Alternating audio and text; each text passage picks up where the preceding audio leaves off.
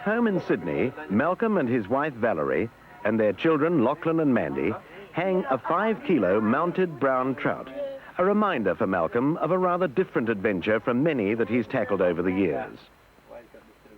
This time, he's heading south to Tasmania.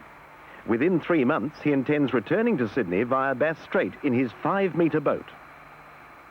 With his boat and vehicle safely stowed on board the ferry, his first crossing of Bass Strait is more relaxing, an overnight journey from Melbourne to Devonport.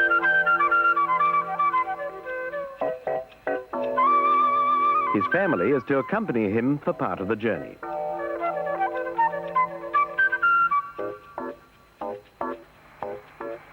Malcolm's determined to catch one of Tasmania's giant brown trout, reputed to be the biggest in the world. So right away, they head south. The recently sealed road leads deep into the Southwest National Park, through spectacular primeval ranges to end at one of Australia's most controversial projects, Lake Pedder. Formed after the damming of the Serpentine River in 1972, its proportions are those of an inland sea. The flooding of these vast valleys caused an uproar when the small glacial lake with its unique sandy beach was lost. Today, an increasing number of people are visiting this area, sightseeing and fishing. Trout, introduced into the rising waters, grew rapidly to dramatic proportions. Specimens over 12 kilos were frequently caught, and now fishermen from all over the world arrive to try their luck. After setting up camp, there's the first basic lesson for Lachlan. Malcolm shows his son how to play a fish. They're surprised to see the old Sydney ferry, the Bundina. After an epic journey from New South Wales, it's now a tourist pleasure craft.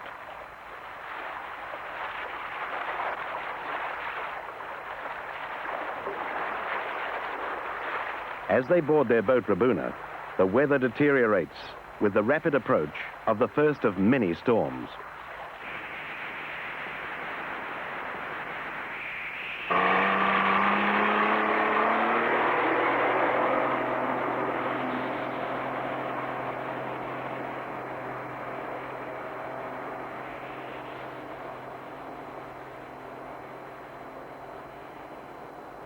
Within an hour, the squall eases and the hunt for the giant trout begins.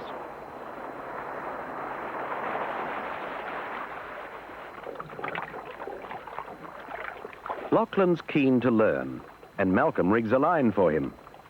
A small fly or lure with a much larger lure trailing below. The trout may take either lure, for in the water, it appears that the larger lure is chasing the smaller one. This activity attracts the trout.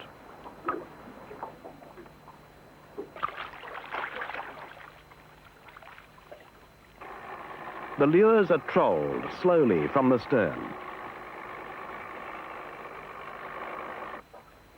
I'll get this net steady. Get this net around underneath it. Yeah. Hang on, right now. Much to Lachlan's surprise, he's the first to hook a fish. It's very small by Pedder standards, but Lachlan is proud of his catch. Isn't Lachlan smart for doing the first one, though? I can't remember that. No. I knew. Can we get him now? On sunny days, the trout lurk down deep. And to find them, it's just a matter of continually trolling from one bay to the next, working all the most likely spots.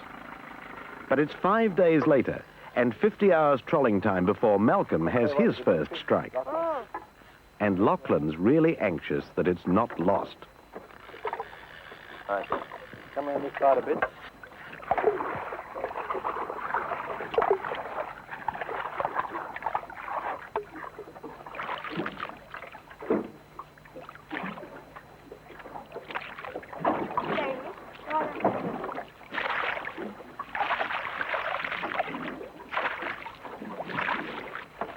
Quite as much as other fish I've caught.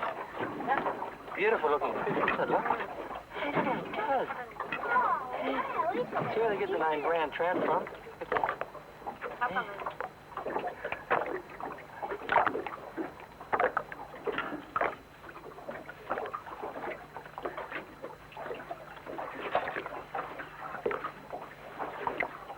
Well, this one's there. I'll know some more.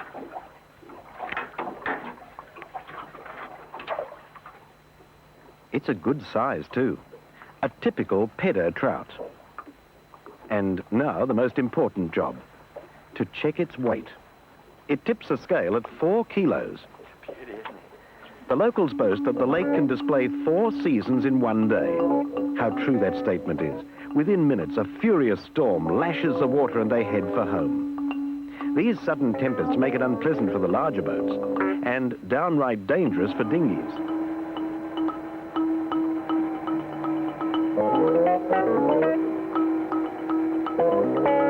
As quickly as it arrives, the squall dissipates and serenity returns.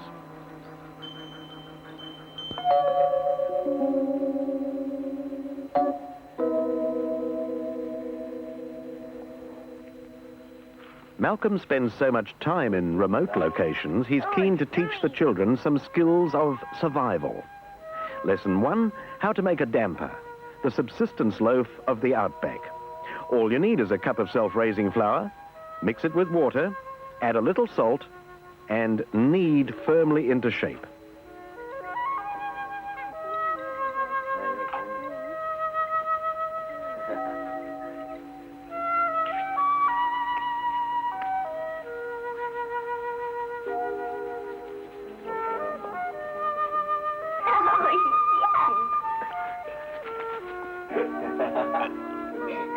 Right there, just get it nice and flat. A little bit more in the cut. That's right. Get it. Easy on the salt, Lachlan. A bed of hot coals is essential.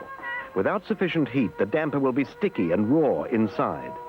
A naked flame would burn the dough into a hard, inedible crust. It's the heat retained in the sand that actually cooks the damper through. It'll be ready in about 15 minutes.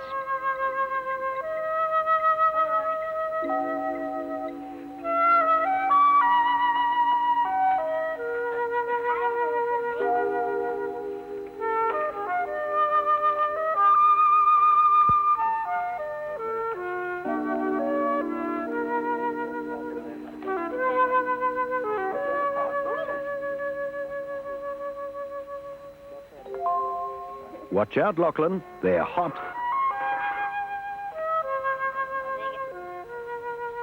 This is the traditional and by far the easiest way to cook a damper.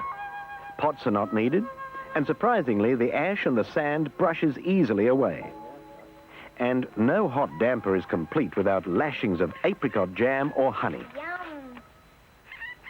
The weather turns bitterly cold, and the currawongs come down from the mountains to invade the camp, scrounging for food. Mandy nicknames them cheeky boys. At every opportunity, they raid the food boxes.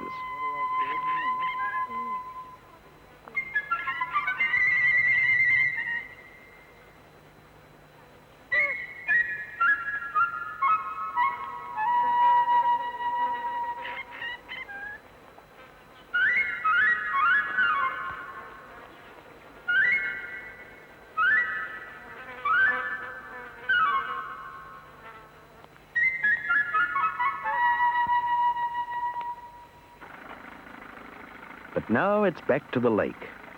Early in the morning with all lines out.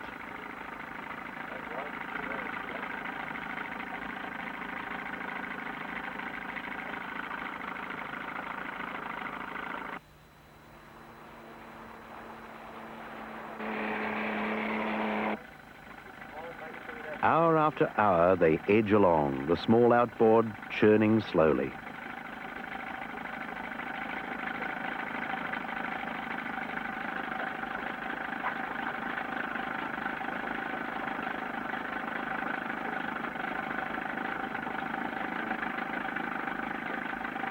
Malcolm, in desperation, even tries rigging a lure on his game rod, out behind, down deep. It works, and it's a big fish, too. 5 minutes like before I start this one in.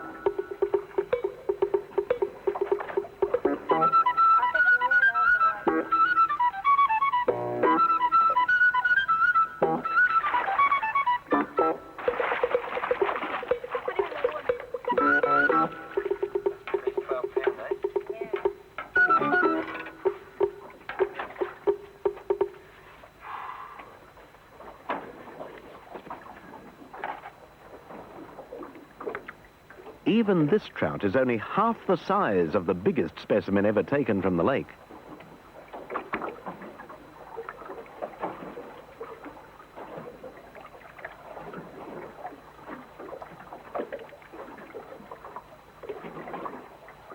Lachlan insists that they weigh each fish. This one's 5 kilos. When cleaning trout, Malcolm doesn't use water, preferring to wipe the fish with dry paper. This helps retain the unique flavour and also facilitates freezing. And so dinner is prepared, with a stuffing of onion and orange liberally laced with herbs and butter.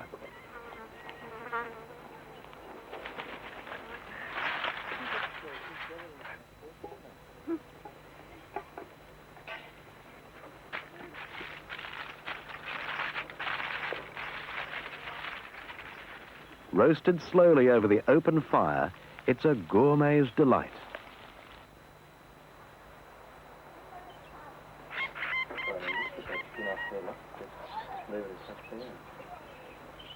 Yeah, pink the fishes.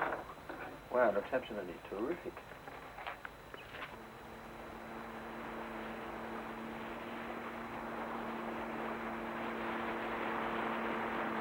Lake Pedder is over 35 kilometres long, and daily the Douglases set out to explore its many bays and inlets. When the boat's moving, mountains and hills and escarpments merge in an ever-changing panorama, a living collage.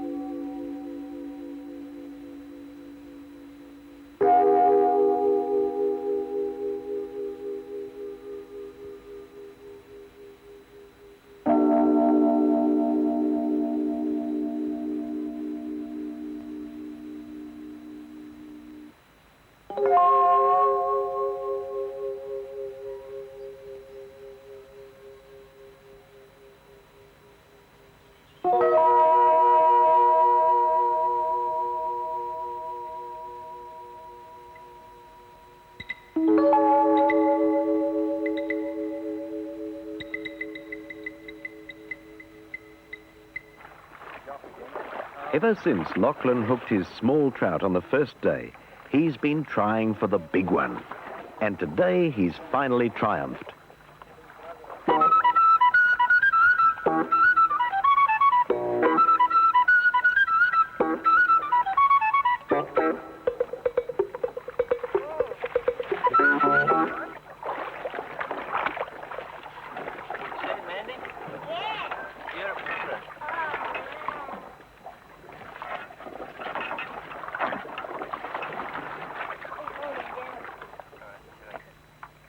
As well as using film, there's a great way to permanently record the catch, using watercolours and a piece of paper. Compatible colours are rubbed onto the fish and its shape and texture imprinted on the paper before the paint dries.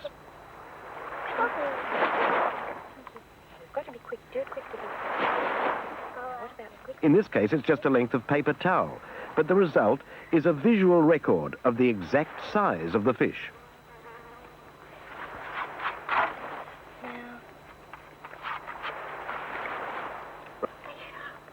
This colour?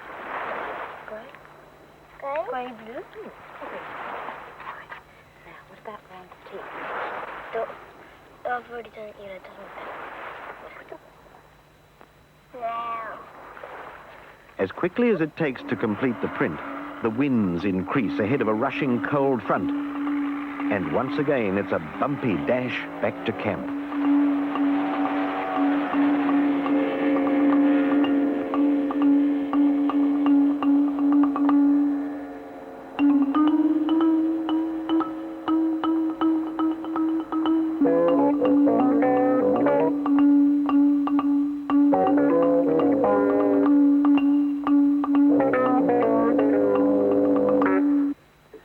After the dramatic drop in temperature, the sky's clear and once again it's serenely calm. Valerie's been hoping for a Pedder trout for almost 2 weeks, and at last, success.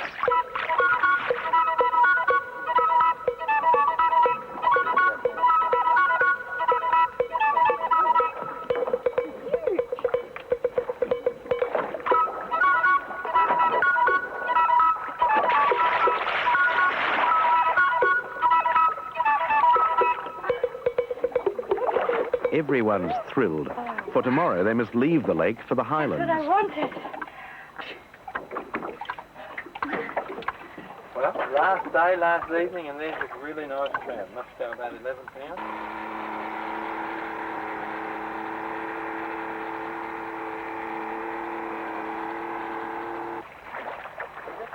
Rabuna is towed from the water for the last time.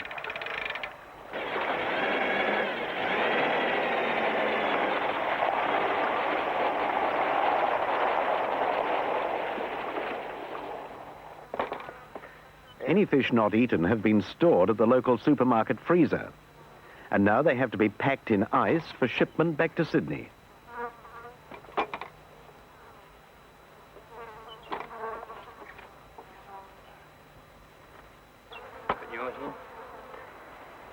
Lachlan and Mandy are delighted with their watercolour record.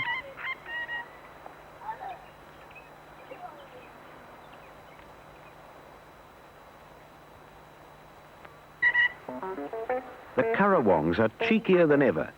They've practically taken over. If one is fed, 100 more arrive.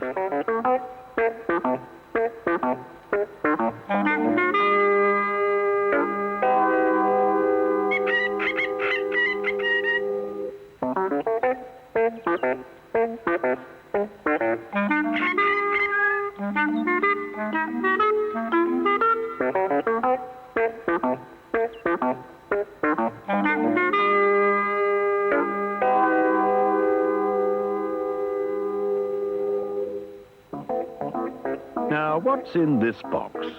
Let's get rid of the dry biscuits. The raisins must be in here somewhere.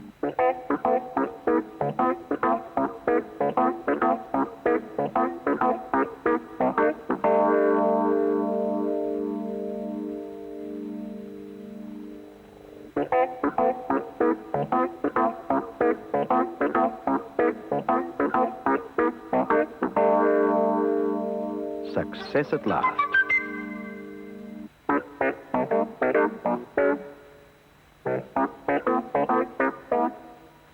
But raisin stealing is just too much for Lachlan. Right to the end, the currawongs beg for food. Even Malcolm's offer of an old apple core is accepted.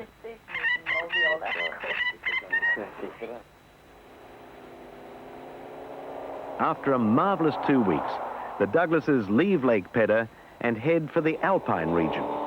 The road runs through fields of opium poppies. Grown legally for pharmaceuticals, they are a magical display.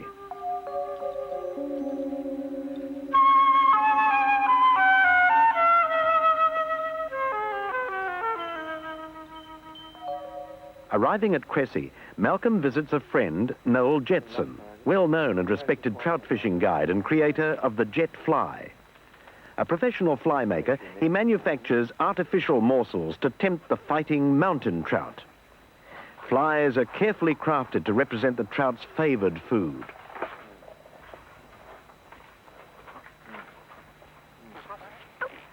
The following day, Noel joins Malcolm and his family at one of the many lagoons in the Highlands. Mandy and Lachlan are intrigued by the variety of imitation insects. Noel supplies them answers with a natural history lesson. A net scooped through the shallows reveals many secrets. Small dragonfly nymphs are common. That's the artificial nymph, above the real-life version. So Noel explains an artificial nymph would be the ideal bait for fishing this lagoon. The fish are definitely on the bite. These rainbow and brown trout have been caught in the past day or so. In the crisp mountain air, the fish can hang for days, gradually drying out, a process which preserves them and enhances their flavour. We'll go out here The whole alpine region of Tasmania is laced with hundreds of streams and lakes and lagoons, most supporting good populations of trout. And Noel is one of the best guides to find them. They're soon heading for the high plateau in Noel's Toyota. Above the sheltering tree line, there lies a vastly different world of open, windswept plains, rain squalls, and often freezing conditions even in summer. In winter, the lakes ice over, and the country is covered with snow. The interlocking river systems teem with trout, but skill and patience are essential for spotting them in the clear water and tempting the quarry to take the fly.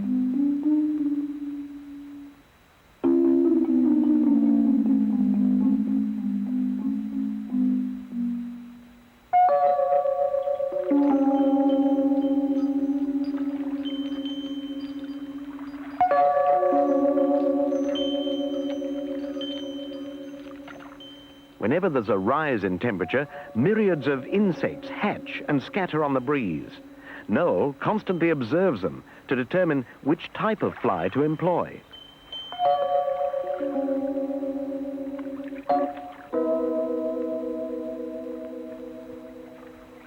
Malcolm's still at it, and there's a rise.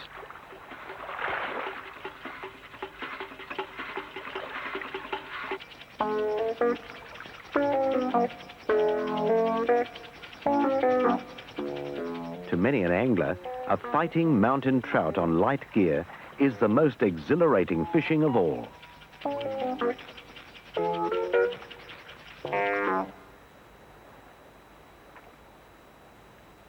Noel is always pleased when one of his flies takes a trout. The profusion of wild flowers attracts the attention of Lachlan and Mandy. Lachlan, Mandy, over here. Look at... And they're fascinated by the huge foliose lichen growing among the alpine heaths. It's not really a moss.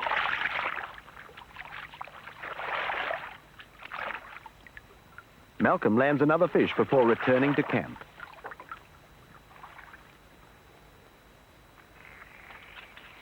And now another lesson in cleaning. This evening is their last in the Tasmanian bush. Malcolm is keen now to set out for Hobart to launch the boat for his long voyage to Sydney. On New Year's Eve, Hobart assumes its annual festival atmosphere for the finish of the Sydney to Hobart yacht race.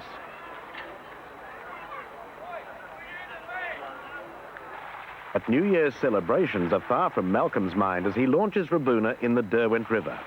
Brett Nixon has flown over from Western Australia to join Malcolm for the Bass Strait crossing. Brett's very experienced, having travelled with Malcolm on many occasions. Valerie, Mandy and Lachlan will return to Melbourne on the ferry. It's a delightful, balmy late afternoon. The Sydney yachts are still arriving as Malcolm and Brett set out from Hobart and motor across Storm Bay to Port Arthur to anchor for the night.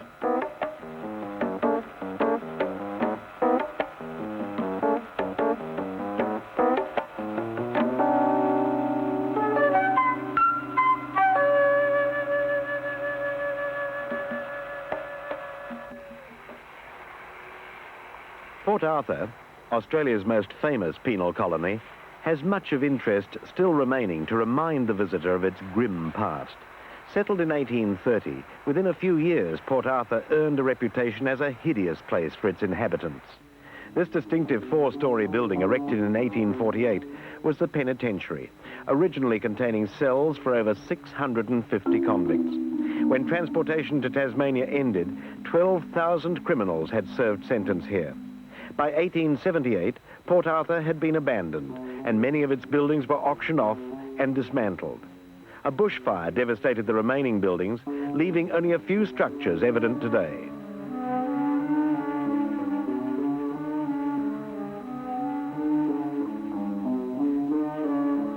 The church, in its original state, was regarded as one of the finest in Tasmania.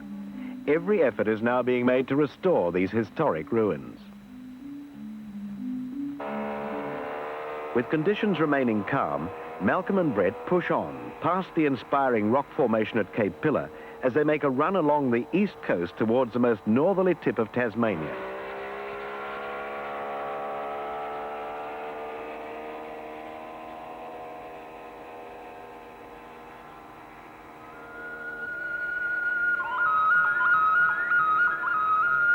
Dolphins, always welcome fellow travellers, are attracted to the boat, and for a while Malcolm follows them, marvelling at their agility as they slice through the water with such effortless ease.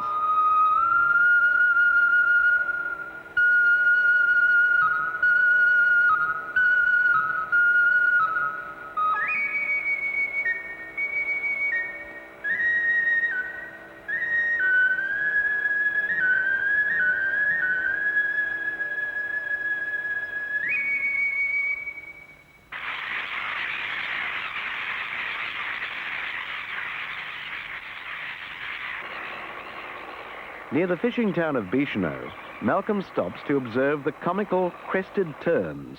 On the islands are the terns' well-camouflaged young, and the parents and marauding gulls maintain a ceaseless feud. The noise is deafening as the cheekiest gulls invade the island, trying to attack the defenseless chicks.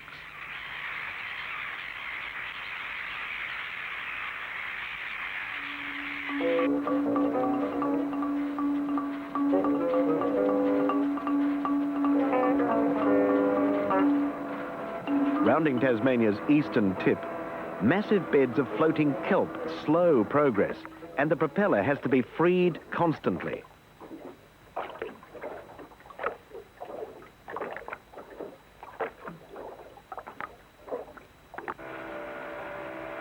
After 3 days battling bad weather, Malcolm and Brett pass Circular Head Stanley, a dominant landmark on the northwest coast. Regular radio checks keep Malcolm well informed of weather forecasts. Suitable conditions are essential for the proposed crossing of Bass Strait. Back on Melbourne's Mornington Peninsula, Lachlan listens constantly to his two-way radio, usually without any luck. Today, atmospheric conditions are favourable. He's picking up a weak signal across the water and is delighted to hear his dad. Malcolm radios that they'll be anchoring off Tasmania's northwest tip and attempting the crossing as soon as possible, if the weather holds.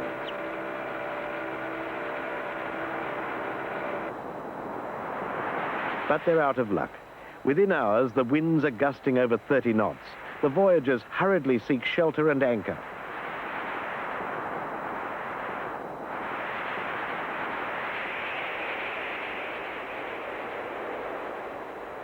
It's a long wait.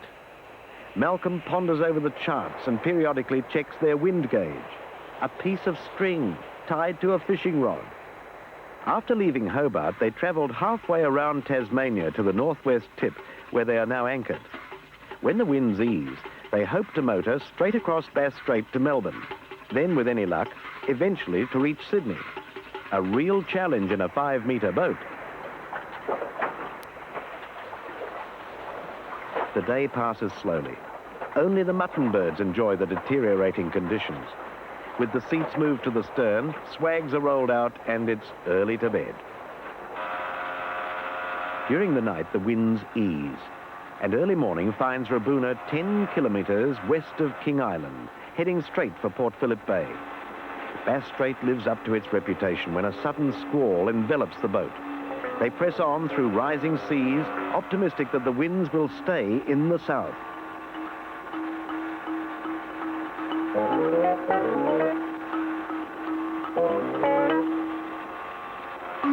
A massive swell all the way from Africa forces them along, and the boat travels at an incredible 30 knots off the top of the wave. After 4 hours, they're halfway. A wind change to the north now would force them back to Tasmania. For 8 hours, they push themselves, the boat, and the motors to the limit. And after travelling a staggering 260 kilometres, they negotiate the notorious heads into the tranquil calm of Port Phillip Bay. Malcolm says it's been the most exhilarating 8 hours he's ever experienced. Early the next day, Rabuna motors up Melbourne's Yarra River to a joyous welcome from Valerie, Mandy, and Lachlan.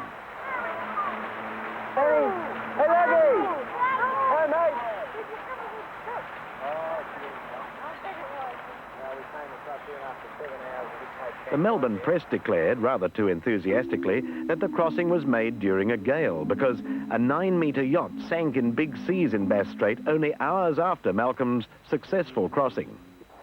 After all the drama and excitement, the Douglas family pitched camp at Rye on Melbourne's holiday peninsula for some fun, fishing and relaxation. Lachlan, who now has the boating bug, reenacts his dad's crossing of Bass Strait. 8-year-old boys have a wonderful imagination.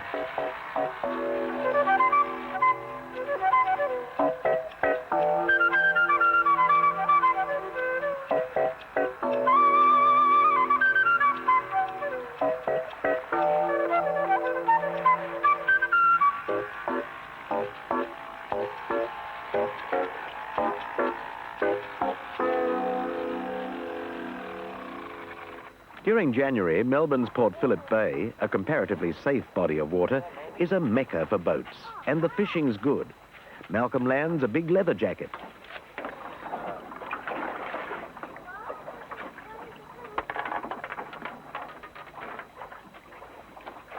Lachlan's now among the garfish. Good fun on a light rod.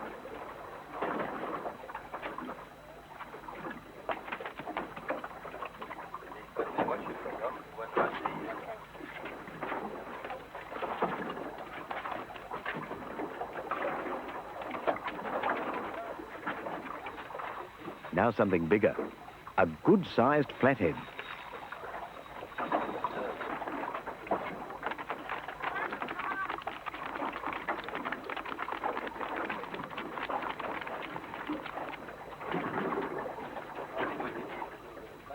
Malcolm takes this opportunity to point out the dangerous barbs above the flathead's gills. Many a fisherman has regretted his enthusiasm.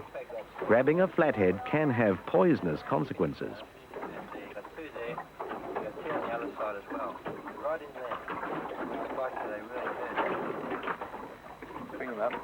Although the bay offers few varieties of fish, flathead are always on the bite. And usually it's 2 at a time. Although small, they're extremely sweet to eat.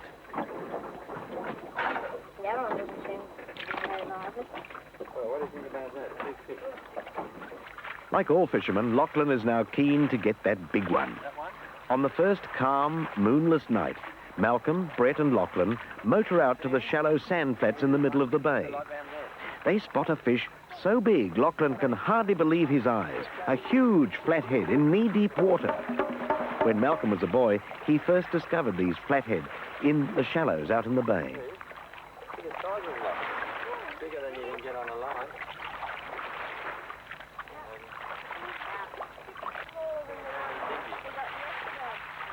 The light on him, that's how you put him up and see him.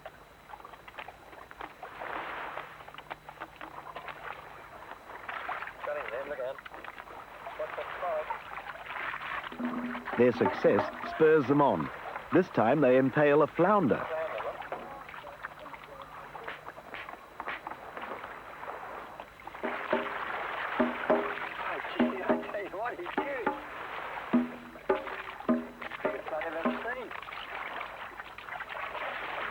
Brett's having luck too.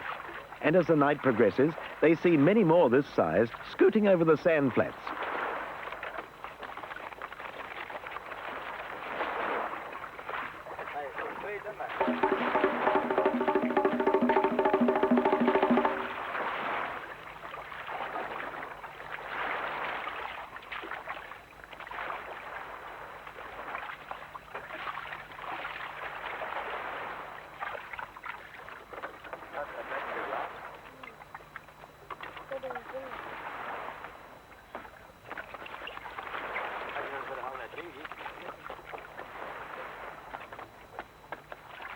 Lachlan declares that this is the best night of his holidays. You see there's quite a difference between these flatties and these flounders.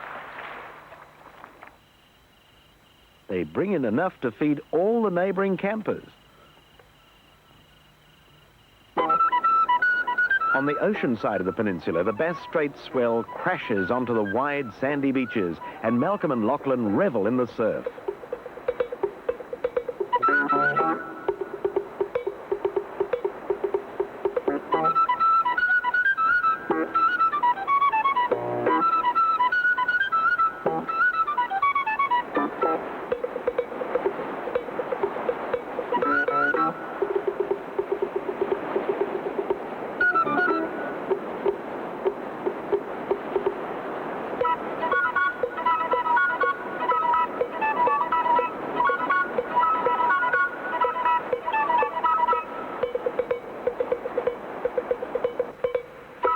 What are these kids up to now? It's fun and games with Dad's waders.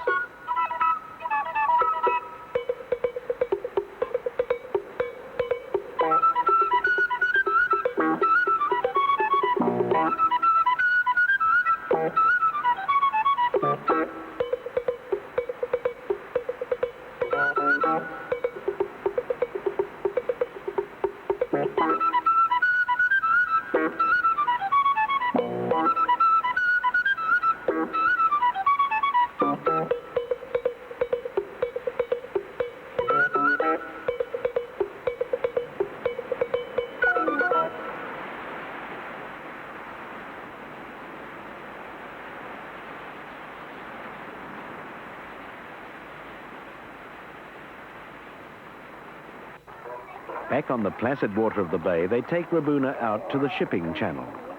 On one buoy in particular, number 10, fur seals have taken up residence, to the delight of holidaymakers with boats. Provided they're approached quietly, they make no attempt to flee. In fact, they seem to enjoy the visitors.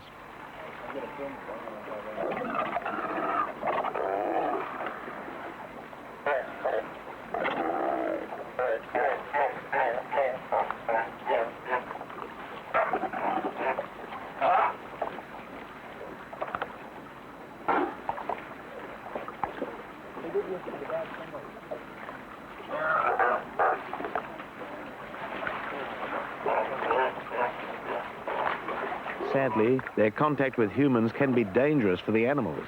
This deep gash is probably the result of contact with an outboard motor propeller.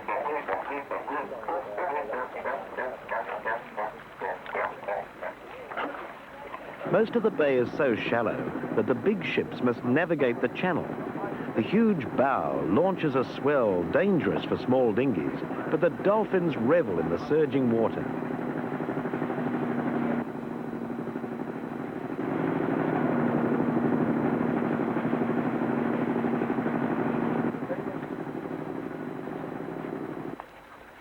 Flathead can be found ranging anywhere in the bay, but the elusive snapper are much harder to locate. The echo sounder discloses any reef where the big fish might be feeding. I reckon we can get the fish down about here, Brett.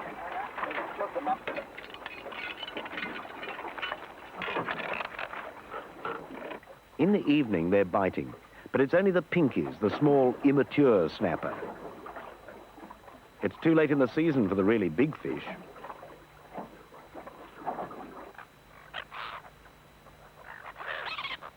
In the morning, Brett lines up his catch for a photograph, and a local stray stakes his claim.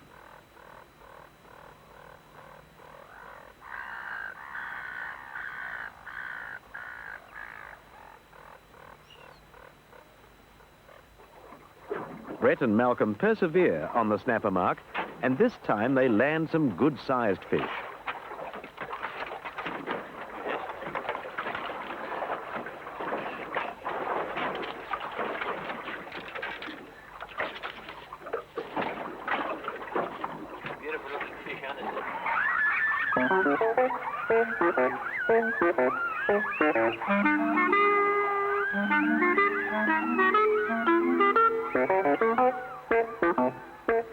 But all good holidays must come to an end. It's pack-up time, with a little help from the local kids.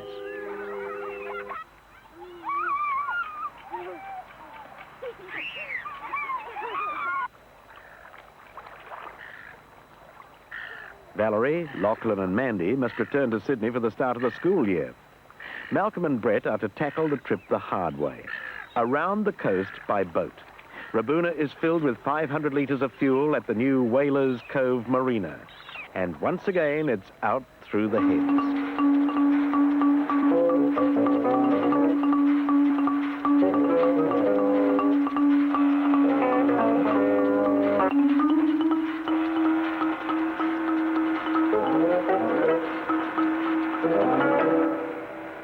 Victoria is in the grip of a fierce heat wave which creates perfect boating conditions. And the travellers are soon among the Answer Islands off Wilson's Promontory. Skull Rock, a magnificent granite dome, is the most dominant landmark. Nearby, the fur seals have a perfect refuge. At first, Malcolm fears they might panic, but they're soon frolicking around the boat. By 1800, fur seals had been slaughtered almost to extinction for their skins and oil. Happily, they're now making a successful comeback.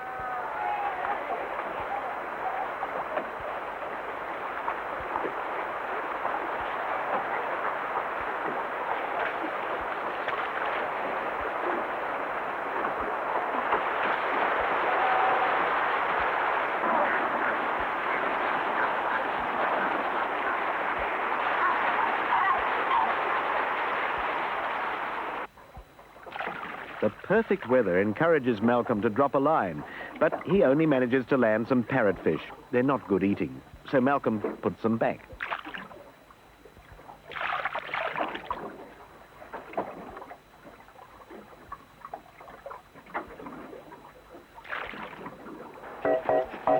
With Wilson's Promontory now astern, they motor along the coast to Lake's entrance. It's always a tense time crossing the bar, and especially the notorious one at Lake's entrance. It has a formidable record as one of the most dangerous on the coast.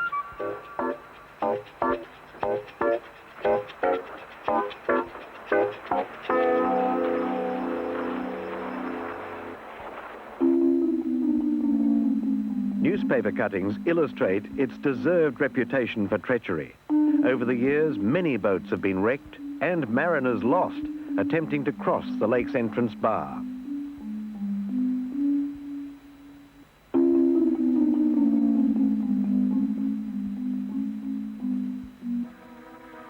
Inside the narrow gap, there's a different world of tranquil waterways.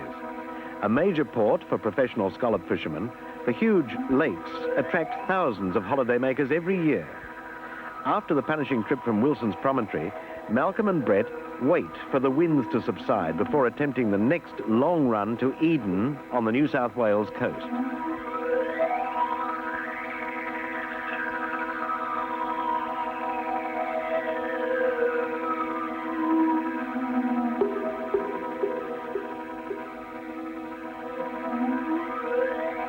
Three days later, the ocean's so calm that the visiting dredge begins work deepening the channel.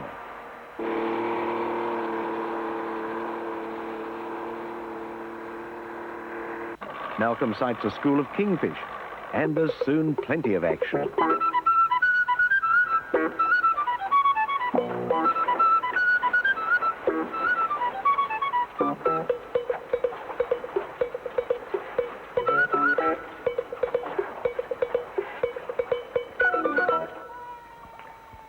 At Eden, the professional fishermen are amazed that they've travelled from Hobart in a 5-metre boat.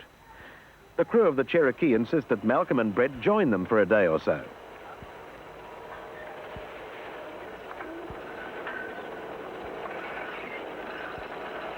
Out on the fishing grounds, the long net is lowered to the bottom and by an intricate system of floats and counterweights moves along, a huge scoop sweeping up everything in its path.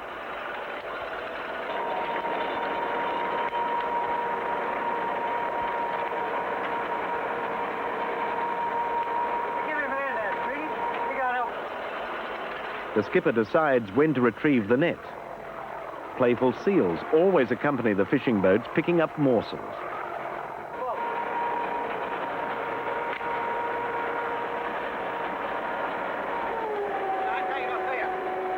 When the net's emptied, it's a slow, messy job sorting the catch into boxes ready for the market.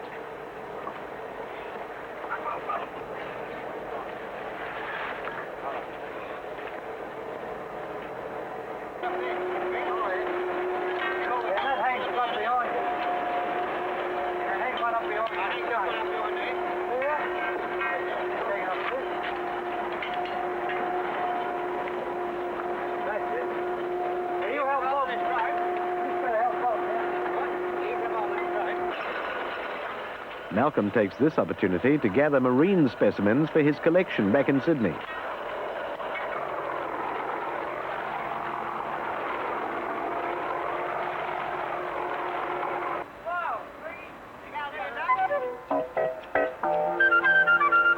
From Eden, it's a straight run north to Sydney, and Malcolm's back in familiar waters again.